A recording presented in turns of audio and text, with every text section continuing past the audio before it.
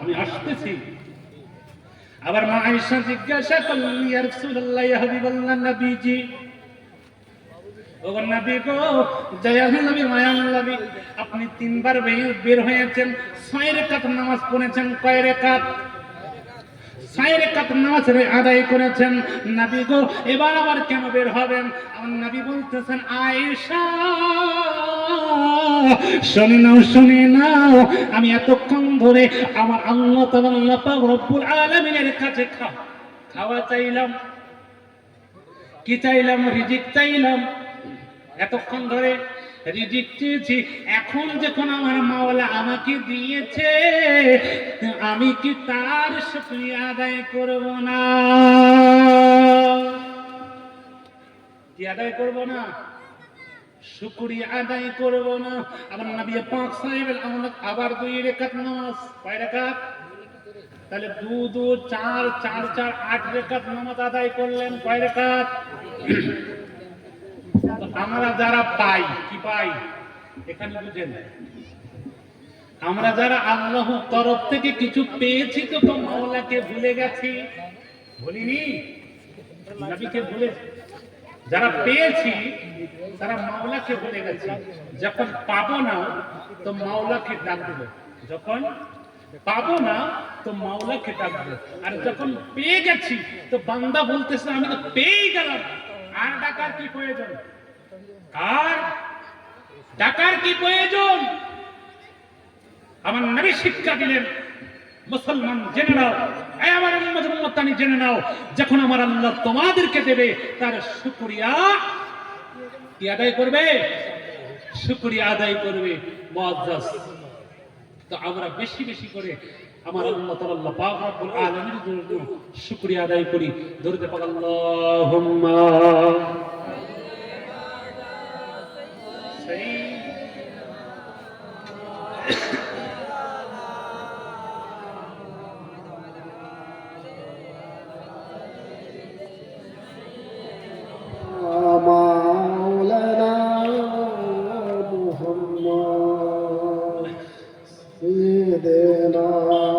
صفينا حبيبنا مولانا محمد وعلى آله سيدنا مولانا محمد عبر फिर अब्दुल कादिर জিলানির জিলানি, তোমারি নামের তারে আগুন গলে হয় পানি, আগুন গলে হয় পানি। সকালে বলেন, কেন আওয়াজ হবে না? এখানে চিল্লাবেন, আর অন্য জায়গায় আমরা চিল্লাই কোথায়? অন্য জায়গায় কোথায় চিল্লাই? যখন মিছিলে যায় তো চিল্লাই। আমাদের নেতা কি ফুলের মতো পবিত্র। আরে বাপ, জানলাম না, শুনলাম না, অথচ ফুলের মতো পবিত্র। আর এখানে যখন মাহফিল চলবে তো আমরা চিল্লার দিকে নেই, বুঝলেন না? তো যত সুবহানাল্লাহ এবং বিসমিল্লাহ বলবেন, আল্লাহ সুবহানাহু ওয়া তাআলা আপনাদের কবরের মধ্যে এক একটা করে খেজুরের গাছ লাগাবে। কি গাছ? খেজুরের গাছ। তো সুবহানাল্লাহ বললে খেজুরের গাছ লাগানো হয়। তো আমাদের এই দিকের খেজুর নয় বা জান্নাতি খেজুর। তো আরবের খেজুর কেমন? আরবের খেজুরের জন্য মানুষ পাগল হয়ে যায়, খাওয়ার জন্য পাগল হয়ে যায়। তো জান্নাতি খেজুরের গাছ কেমন হবে? তো যতবার সুবহানাল্লাহ বলবেন ততবার এক একটা করে খেজুরের গাছ আমার আল্লাহ তাআলা আপনাদের কবরের মধ্যে দিয়ে দেবে। জোরে বলবেন, আর আমার সঙ্গে নাত রাসূল বলে যান, এই বড় পীর আব্দুল কাদের জিলানের জিলানি, তোমারি নামের তরে আগুন গলে হয় পানি, আগুন গলে হয় পানি। জিলানিতে জন্ম তোমার নাম দিয়েছ কাদেরিয়া, জিলানিতে জন্ম তোমার, তরিকায় কাদেরিয়া। আবু সালে মুসা জঙ্গি, তিনি হয় তোমার পিতা, তিনি হয় তোমার পিতা। উম্মুল খায়র মা ফাতেমা, উম্মুল খায়র মা ফাতেমা, তিনি যে তোমার মা।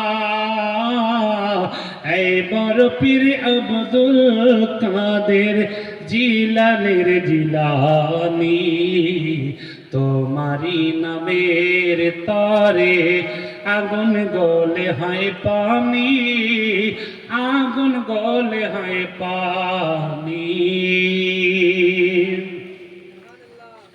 রমজানের ওই 10 তারিখে দিনের বেলা জন্ম হয়, রমজানের ওই 10 তারিখে দিনের বেলা জন্ম হয়। সারাদিনও খাও নাই তুমি, তাই তো তোমার রোজা হয়। শিশু নবীর জন্ম হয়েছে রমজান মাসের 10 তারিখে। তো রমজান মাসের 10 তারিখে দিনের বেলা জন্ম হয়েছে, ওই নবী দুধ পান করেননি, তাই বলছে রমজানের ওই 10 তারিখে দিনের বেলা জন্ম হয়। সারাদিন খাও নাই তুমি, তাই তো তোমার রোজা হয়। কেউ জানে না জানে শুধু, কেউ জানে না জানে শুধু, শুধু তোমার মা জননী। এবার পীর আব্দুল কাদের জিলানের জিলানি, তোমারি নামের তরে আগুন গলে হয় পানি, তোমারি নামের তরে আগুন গলে হয় পানি। মুসলমান, আমি হাদিস পাক থেকে পড়লাম, লা ইউমিনু আহাদুকুম হাত্তা আকুনা আহাব্বা ইলাইহি মিন ওয়ালিদিহি ওয়া ওয়ালাদিহি ওয়ান নাসি আজমাইন। সকলে বলেন সুবহানাল্লাহ। নবী বলতেছেন, তোমরা যতক্ষণ না পর্যন্ত তুমি তোমার নিজের থেকে, তোমার সন্তান আদি থেকে, আব্বা আম্মা থেকে শুরু করে আমি নবী পাককে বেশি বেশি মহব্বত করতে পারবে, ততক্ষণ পর্যন্ত মুমিন মুত্তাকি মুসলমান হতে পারবে না। কি হতে পারবে না? মুমিন মুত্তাকি মুসলমান হতে পারবে না। কিছুক্ষণ আগে বললাম না, তো বাপের থেকে যদি ভালোবাসতে হয় নবীকে বেশি, নিজের থেকেও ভালোবাসতে হবে নবীকে বেশি। এ ভালোবাসার মতো আজকে যদি আমরা ভালোবাসতাম, আজ নবীর মাহফিল চলতেছে এখানে, অথচ আমাদের যে সমাজ এগুলোই এখনো আসেনি। আমরা যারা মাহফিল করতেছি আমাদের ঘর থেকেই এখনো কেউ বের হয়নি, তো অন্য মানুষের কথা কি বলবো বাবা? তো নিজের ঘরকেই তো আগে সামলাতে হবে, নিজের ঘরটাকেই তো আগে ঠিক করতে হবে, তারপরে অপর ঘরকে ঠিক করতে হবে। আজকে আমি নিজেই ঠিক নেই, অন্য জনের কথা বলে কোনো লাভ নেই। আমি দেখতেছি যে এখানে অধিকাংশ বাইরের, আমাদের যে সমাজ, আমাদের সমাজবাসী এখনো এখানে এসে পৌঁছায়নি। তো আমাদেরকে আসতে হবে এবং দুনিয়ার জমিনে, দুনিয়ার ময়দানে কতদিন না বাঁচবো কোনো গ্যারান্টি রয়েছে? না না না না না বাবা, দুনিয়ার জমিনে কোনো গ্যারান্টি নাই। আজকে রয়েছি তো কালকে থাকবো না, কোনো গ্যারান্টি নাই। বাবাজি নবী পাক সাল্লাল্লাহু যখন মহব্বতে পড়ে যাবেন বাবা, আজকে দুনিয়া থেকে বিদায় নিয়ে চলে যাবেন, আমার নবী পাক সাল্লাল্লাহু কাল কিয়ামতের দিনে হাশরের ময়দানে তোমাকে উম্মত বলে মেনে নিয়ে শাফাআত করবে। কি করবে? শাফাআত করবে। তাইলে নবী পাক সাল্লাল্লাহু নিজের জানের থেকে ভালোবাসতে হবে বেশি। এই বাবা কেমন ভালোবাসতে হবে একটুখানি লক্ষ্য করে দেখো না। কেমনটা ভালোবাসলেন আবু বকর, কেমনটা ভালোবাসলেন উমর, কেমনটা ভালোবাসলেন উসমান গনি, কেমনটা ভালোবাসলেন আবু বকর, কেমনটা ভালোবাসলেন হযরত আলী, আর কেমনটা ভালোবাসলেন হযরত বেলাল হাফসি। কেমন বেসেছে বন্ধু, বেলাল হাফসিকে চিনেছেন? কেমন ভালোবাসা বেসেছেন বাবা নবী পাক সাইয়েদুল আওলাদকে কেমনটা বেসেছেন ভালো। দুনিয়ার জমিনে, দুনিয়ার ময়দানে মানুষকে জানানোর জন্য কাল কিয়ামতের সকাল পর্যন্ত ওনার ভালোবাসা থাকবে, ওনার ভালোবাসা সবারই মুখে মুখে চলবে। কিয়ামত পর্যন্ত ওনার ভালোবাসার স্লোগান হবে, ওনার ভালোবাসার কথা হবে। বন্ধু কেমন ভালোবেসেছেন? বাল্যকালে ইসলাম গ্রহণ করেছেন কার কাছে? ইসলাম গ্রহণ করলেন কেমন করে? বন্ধু দুনিয়ার জমিনে ছোট্টবেলা যখন 18 বছর বয়স হয়ে গেছে বাবা বেলাল হাফসির, তো বাল্যকালের বন্ধু, বাল্যকালের বন্ধু একজন বন্ধুর সঙ্গে দেখা হয়েছে। বন্ধুকে জিজ্ঞাসা করলেন, বন্ধু ভাই আলকামা, বলো না বলো না বলো না, তুমি কেমন রয়েছো, কেমন ভালো রয়েছো, ভালো আছো কিনা? এখন বন্ধু বলতেছেন, হ্যাঁ জি ভালো রয়েছি। বলে খুব সুন্দর রয়েছি, খুব ভালো রয়েছি। তো ইনি জিজ্ঞাসা করতেছেন, বেলাল, ও বেলাল বলো না তুমি কেমন ভালো রয়েছো, তোমার কি শরীর ভালো নেই? বেলাল হাফসি বলতেছেন, হ্যাঁ হ্যাঁ হ্যাঁ হ্যাঁ আমি ভালো রয়েছি, উমাইয়ার বাড়িতে ভালো আছি। মনিবের বেটা মনিবের বাড়িতে সারাদিন যাবৎ খাটি আর খাই দাই, ঘুমিয়ে যাই, খুব সুন্দর রয়েছি। ও ভাই বলো না আজকে তোমাকে বড় খুশি খুশি খুশি খুশি খুশি বলে দেখায়। আলকামাকে বলতেছে, কেন খুশি দেখায় একটুখানি বলো না। আলকামা বলতেছে, ও ভাই বেলাল শুনে নাও শুনে নাও শুনে নাও রে বেলাল, আমি একজনের দেখা পেয়েছি, তিনি হলেন নবী মুহাম্মদুর রাসূলুল্লাহ। তার কাছে গিয়ে ইসলাম গ্রহণ করেছি আর তার কণ্ঠে কোরআন শুনি, কোরআনের আওয়াজ শুনি, এত সুন্দর ভাবে সেই মহান প্রভুর কোরআন তেলাওয়াত করে আমি আলকামা শুনতে শুনতে শুনতে পাগল হয়ে যাই। আমি আলকামা শুনতে শুনতে শুনতে পাগলের মতো হয়ে যাই। এখন বেলাল হাফসি বলতেছে, কে সে, তাকে একটুখানি আমাকে দেখানো যাবে না? বলে একটু তুমি যদি তোমার কোরআনকে তেলাওয়াত করে শোনাও, ওই কোরআনটাকে যদি একটুখানি শোনাও। এখন বলতেছে, তুমি শুনবে নাকি? বলে জি জি জি হ্যাঁ আমি শুনবো। বলে পড়ো পড়ো পড়ো পড়ো, একটুখানি পড়ে আমাকে শোনাও। এখন আলকামা বলতেছেন, শোনো, আমি শুনেছি আমি শুনেছি। أعوذ بالله من الشيطان الرجيم بسم الله الرحمن الرحيم اقرأ باسم ربك الذي خلق خلق الإنسان من علق اقرأ وربك الأكرم الذي علم بالقلم। আবু বকর সিদ্দিক বন্ধু। এখন বেলাল হাফসি আবার বলতেছে, বন্ধু দাঁড়াইও না দাঁড়াইও না, আর একটু পরে শোনা।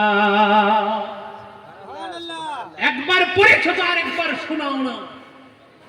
শুনতে বড় মজা লাগছে, শোনাও না বন্ধু। এবার আরো পড়ে শুরু করেছেন। এখন বলতেছেন, ভাইজান তুমি যখন আমাকে শুনিয়ে ফেললে তো তোমার নবীকে আমাকে দেখাবে না? তোমার নবীকে দেখতে চাই। দেখবে তুমি? তাহলে এক কাজ কর, কালকে সকালবেলা এই সময় এই টাইমে এইখানে এসো, আমি তোমাকে আবার নবী পাকের দরবারে নিয়ে যাব। তো আলকামার কাছে শুনেছেন, পরের দিন সকালবেলা আর দেরি করেনি, একটু আগ ভাগ এসে গেছেন, রাস্তার মধ্যে দাঁড়িয়েছেন। আলকামা এসে বলতেছেন, বন্ধু তুমি চলে এসেছো? বলে জি হ্যাঁ জি হ্যাঁ, কালকে থেকে আর ঘুমাই নেই, যাবো বলে মন ভরে বকুল, ওই নবীকে দেখবো, ওই কোরআন শুনবো, মন বড় বেকুল হয়ে গেছে। আমি যাবো যাবো যাবো যাবো যাবো নবীকে দেখার জন্য। বলে চল চল চল ভাই চল, আমার নবী পাক সাইয়েদুল আওলাদের দরবারে চল। আলকামা যখন বেলাল হাফসিকে নিজের সঙ্গে করে নিয়া আমার নবীর দরবারে চলে গেছেন। এখন বেলাল হাফসি কালো বেলাল নবীর চেহারা যখন দেখেছেন, দেখার সঙ্গে সঙ্গে সঙ্গে সঙ্গে পড়ে নিয়েছেন কালেমা লা ইলাহা ইল্লাল্লাহ মুহাম্মাদুর রাসূলুল্লাহ। আবার নবীর সঙ্গে সাক্ষাৎ করলেন, নবীর সঙ্গে কথা বললেন, কথা বলার পরে কোরআন শুনলেন, শোনার পরে বাবা এখন বলতেছে আমি যাব উমাইয়ার দরবারে, যাওয়ার পরে মাঝে মাঝে মাঝে মাঝে আপনার দরবারে লুকিয়ে লুকিয়ে লুকিয়ে লুকিয়ে কোরআন শুনতে আসব। কারণ উমাইয়া হলো কোরআনের বিরোধী, ইসলামের বিরোধী। বাবা এইভাবে দিন চলতে থাকে, ইসলাম গ্রহণ করেছেন বেলাল হাফসি। বাবা চলতে চলতে চলতে চলতে চলতে চলতে চলতে হঠাৎ করে উমাইয়া একদিন ডাক দিয়েছেন, সমস্ত লিডারদেরকে ডাক দিয়েছেন, আবু জেহেলকে ডেকেছেন, সবাইকে ডাকার পরে এবার ডাক দিয়ে বলতেছেন কেমন করে মুসলমানদেরকে শাস্তি দেওয়া যাবে, মুসলমানদেরকে কেমন করে নিস্তরাবত করা যাবে, কেমন ভাবে কষ্ট দেওয়া যাবে, যারা আমার বুধ নবীদের নাম নেই না তাদেরকে আমরা কেমন ভাবে কষ্ট দেব।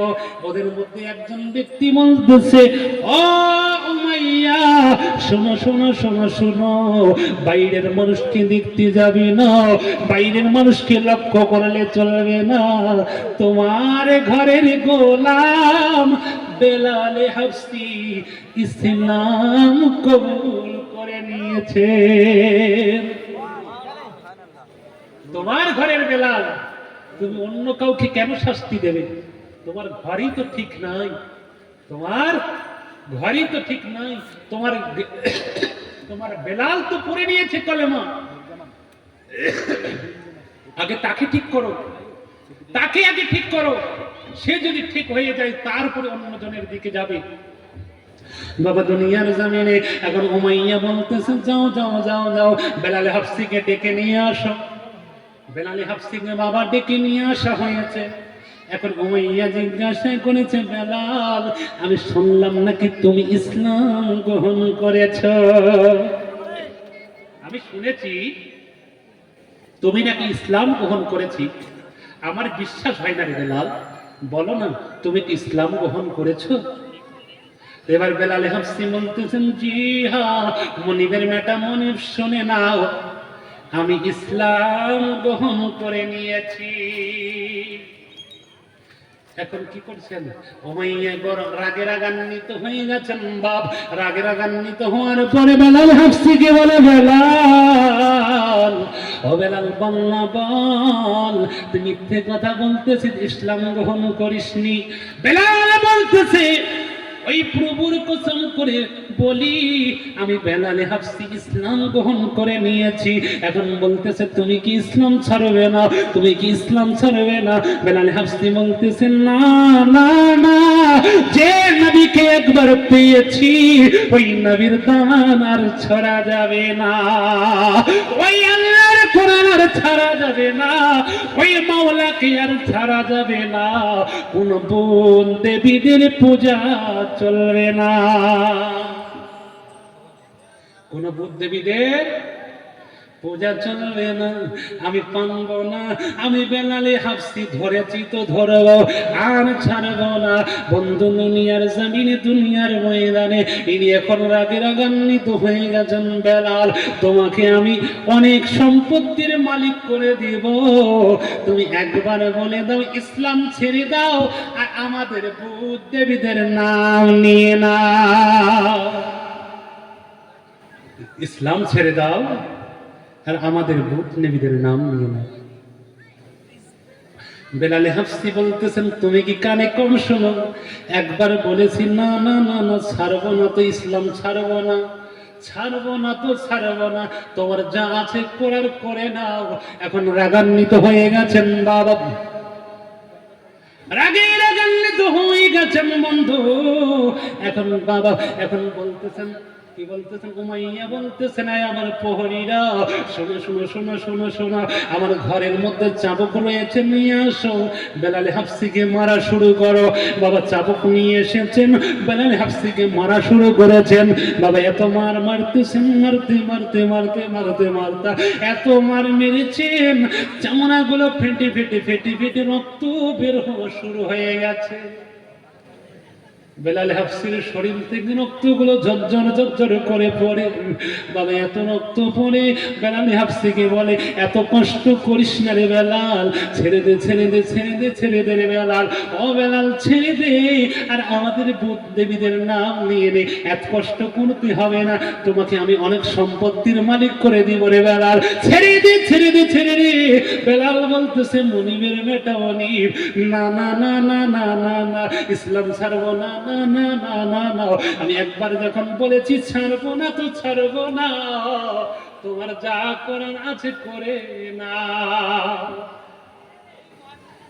আবার উমাইয়া রাগ হয়ে গেছেন, বলে প্রহরীরা শোনো, সারাদিন যাবৎ খাম্বার মধ্যে বেঁধে রাখবে, কোনো খাওয়া দিবা না, রোদের মধ্যে খাম্বার মধ্যে বেঁধে রাখবে, কোনো খেতে দিবা না, আর সারাদিন যাবৎ চাবুক মারতেই থাকবে মারতেই থাকবে।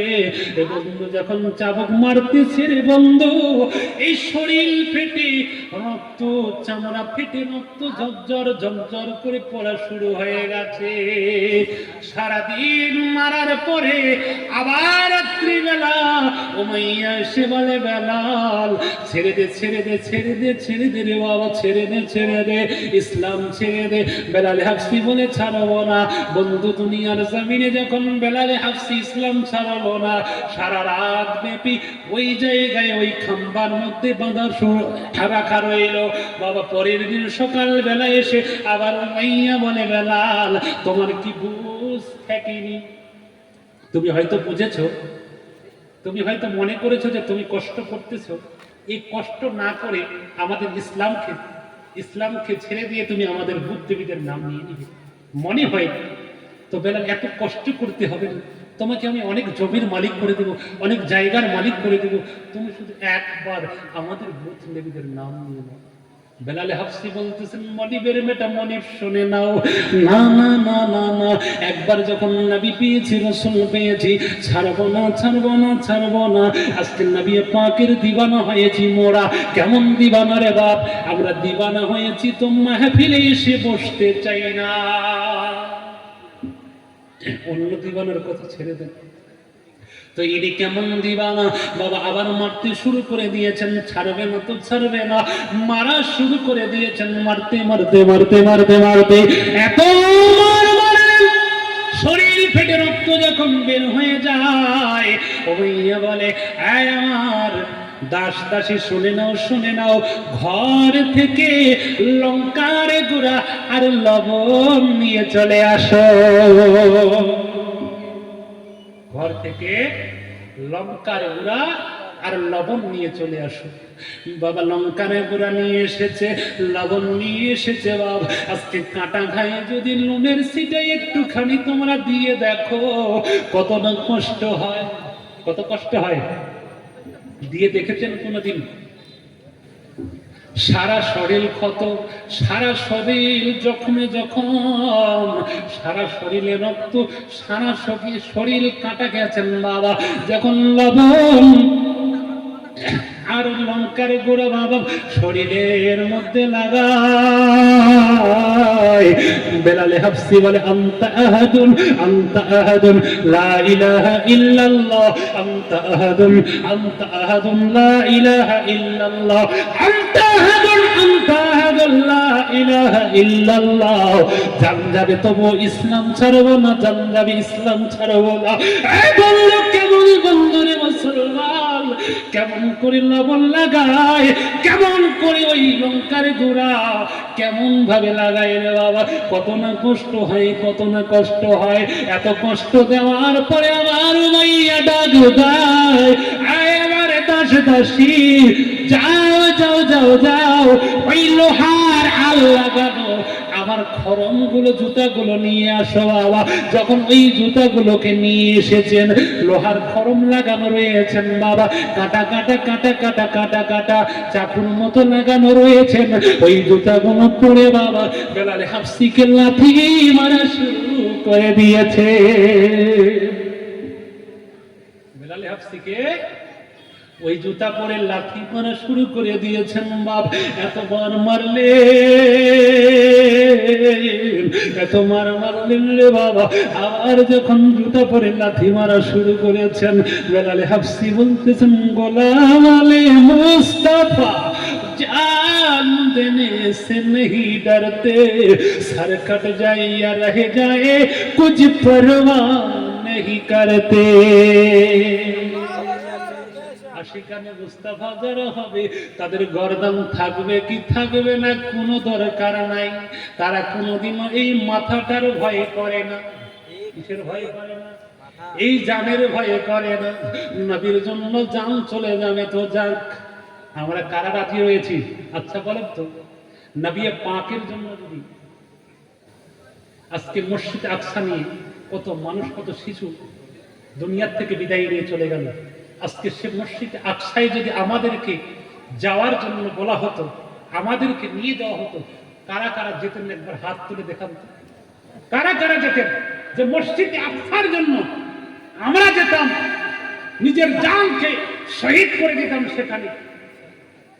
মসজিদ আকসা আমাদের কাবা, যে কাবা পূর্বের কাবা, নবী পাক নামাজ পড়েছিলেন। বন্ধু বেলাল হাফসি এখন এত কষ্ট দেওয়ার পরে যখন আর পড়তেছে না, আর বলতেছে না, বলে আমি কলেমা ছাড়বো না, আমি ছাড়বো না তো ছাড়বো না। এখন আবার উমাইয়া বলতেছেন, এক কাজ করো, রাত্রিবেলা ঘরের মধ্যে এমন একটা ঘরের মধ্যে রেখে দেবে যে ঘরের মধ্যে নিঃশ্বাস নেওয়াটাও কষ্টদায়ক, শ্বাস নেওয়াটাও কষ্টদায়ক হয়ে যায়, সে যেন শ্বাস নিতে নিতে নিতে কষ্টের মধ্যে পড়ে যায়। বন্ধু মুসলমান, এখন মারতে মারতে মারার পরে আবার সন্ধ্যাবেলা ওই ঘরের মধ্যে নিয়ে গিয়ে রেখে দিয়েছেন, ওই ছোট্ট ঘরের মধ্যে নিয়ে গিয়ে রেখে দিয়েছেন। যখন মার খেয়েছেন বাবা, বেলাল হাফসি বেহুশ হয়ে গেছেন, হুঁশ নাই। কি নাই? হুঁশ নাই। এত মার মেরেছেন, হুঁশ নাই বাবা, এখনো হুঁশ নাই। যখন ওই বেলাল হাফসিকে ঘরের মধ্যে নিয়ে গিয়ে রাখার পরে বাপ গভীর রাত্রি 12টা ধরে নেন। রাত্রিবেলা যখন ঘুম থেকে জেগিত হয়ে গেছে, ঘুম থেকে উঠে গেছে, উঠার পরে দেখি নিঃশ্বাস নেওয়া বড় কষ্ট হয়ে গেছে।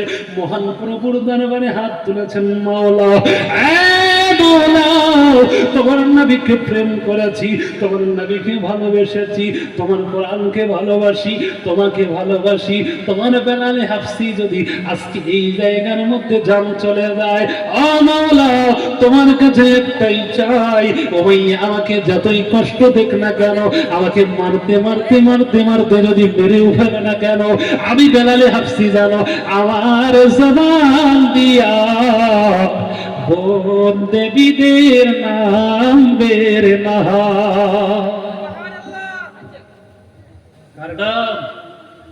কি দোয়া করলেন? আর আজকে যদি আমরা কোনো চাপে পড়ে যাই, আমরা চাপে পড়ে গেছি তো মাওলাকে ভুলে গেছি। আর বেলাল হাফসি দোয়া করলেন, না না না না মাওলা, মারতে মারতে যদি মেরেও ফেলে, আমি বেলালের জবান দিয়ে যেন ভূত দেবীদের নাম বেরে না হয়। এ বাবা বন্ধু মুসলমান শুনে নেন, শুনে নেন। এবার পরের দিন সকালবেলা বেলাল হাফসিকে ওই জায়গা থেকে বের করে আবার খাম্বার মধ্যে বেঁধে রেখেছেন।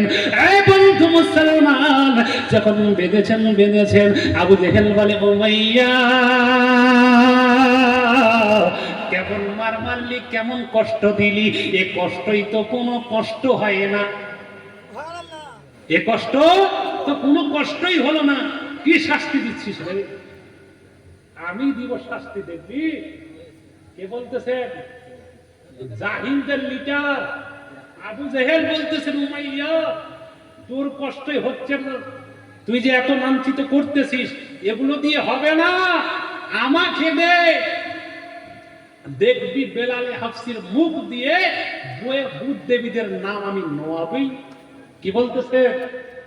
আমি এমন কষ্ট দেব, সে ভূত দেবীদের নাম নিতেই হবে তাকে। তাই নাকি? জি হ্যাঁ, ঠিক আছে, তোমাকেই দিয়ে দিলাম। বাবা বেলালে হাফসিকে আবু জেহেলকে দিয়ে দিয়েছেন। কাকে দিয়েছেন? আবু জেহেলকে দিয়েছেন। দেওয়ার পরে বাবা আবু জেহেল এবার কষ্ট দেবেন। কেমন করে কষ্ট দেবেন? এমন ভাবে কষ্ট দিবেন, এক জায়গার মধ্যে গরম পানি টকবক টকবক টকবক করে জ্বলতাছেন, টকবক করতেছেন, পানিগুলো টকবক টকবক করে জ্বলতেছেন।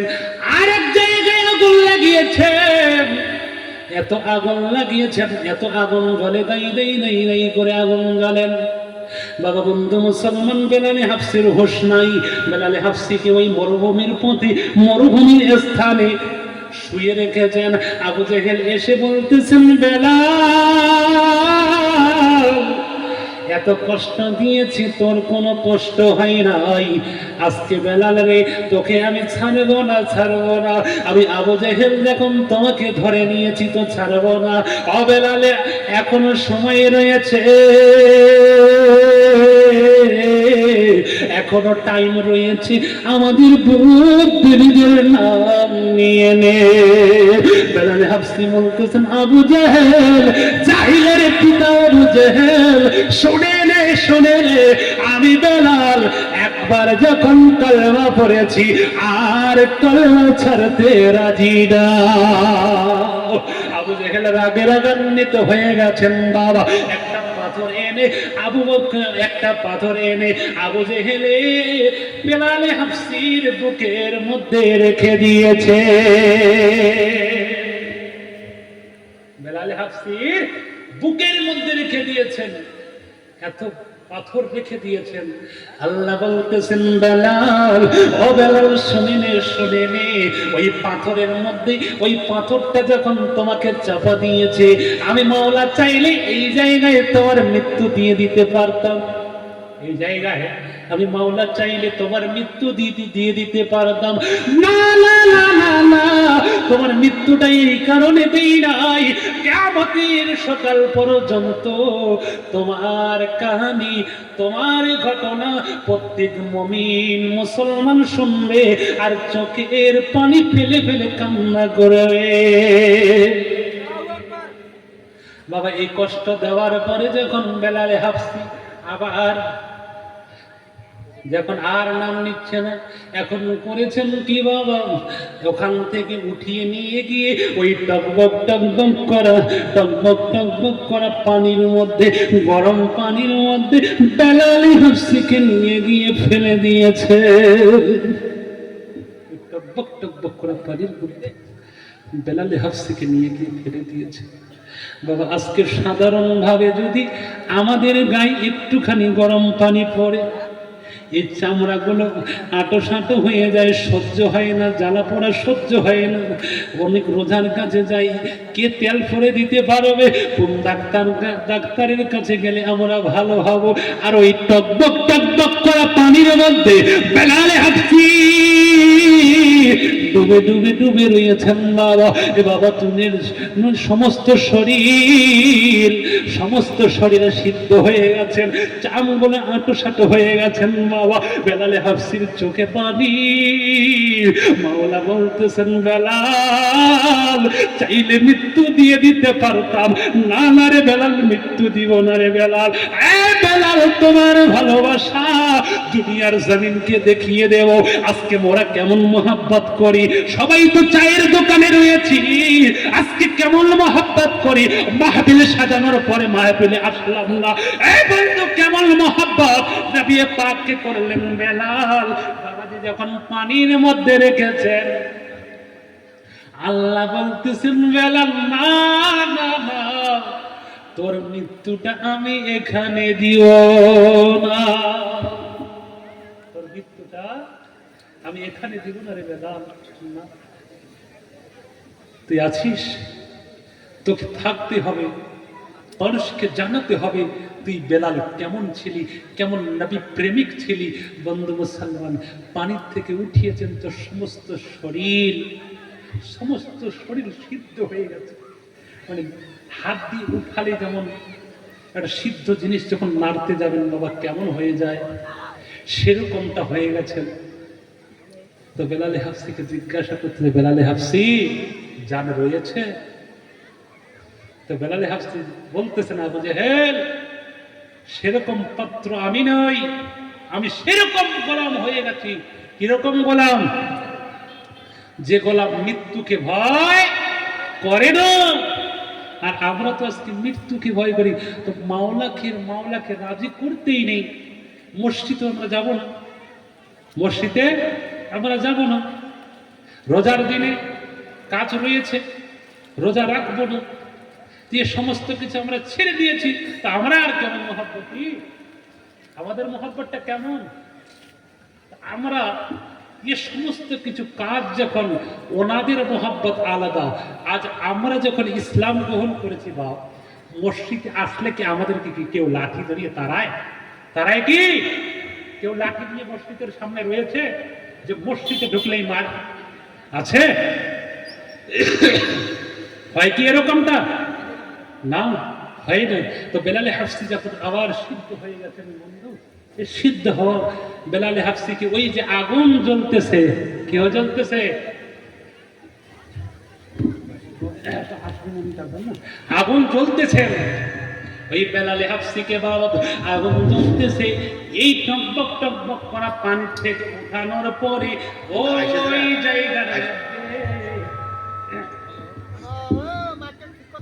ওই জায়গার মধ্যে ওই জ্বলন্ত আগুনের মধ্যে বেলালে হাফসিকে আবার ফেলে দেওয়া হয়েছে। দুনিয়ার জমিনের মুসলমান, যখন আগুনের মধ্যে ফেলে দেওয়া হয়েছে রে বাপ, বেলালে হাফসি আগুনের মধ্যে জ্বলতেছে। বেগুন দেখেছেন? বেগুনকে যখন আগুনের মধ্যে পুরাতে দিবেন, বেগুনকে যখন আগুনের মধ্যে পুরাতে দেবেন, বেগুন দিয়েছেন এতটা, বেগুন হয়েছে এতটা, হয় না? তো বেগুনকে যখন আগুনের মধ্যে পুরাতে দিবেন, বেলালে হাফসির সমস্ত শরীর বেগুনের মতো আটো সাটো হয়ে গেছে রে বাপ। সমস্ত শরীর জ্বলে লাল টক টক টক টক হয়ে গেছে। এত আগুনের মধ্যে জ্বলেছে রে বাপ।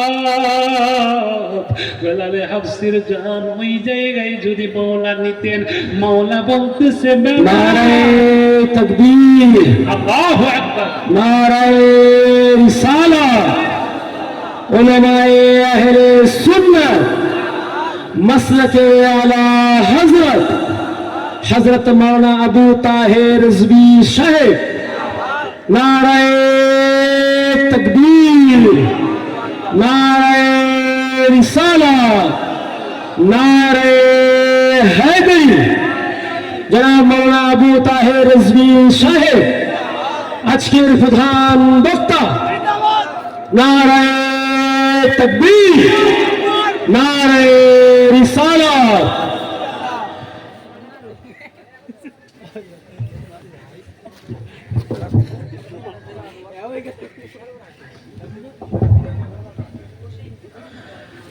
ব্রাদার মিল্লাত ইসলামিয়া, ঠিক আমরা চেষ্টা করছি টাইমলি চলার জন্য, তাই 9টা পেরিয়ে গেছি। 9টার থেকে ওনার একটি টাইম ওনাকে জানানো হয়েছে, সেই সময়